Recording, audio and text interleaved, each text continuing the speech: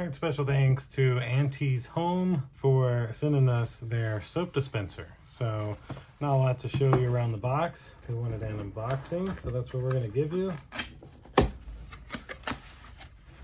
look at that. Never seen a soap dispenser so nicely packaged. That's for the box. Oh, wow.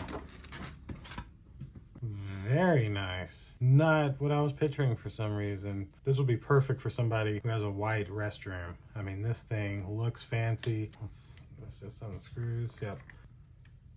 So very, very nice. Looks like, yeah, it goes all the way down. So, wow. So yeah, if you have a white restroom, this is going to be the soap dispenser that I think you would want. Looks very nice, looks very clean, and just fill it up and a few squirts and you're good to go. Wash your hands. So very nice. Love the ceramic sound. Very nice soap dispenser. All right, well, that'll do it for the soap dispenser unboxing. Thank you guys for watching. We'll see you in the next one. Deuces.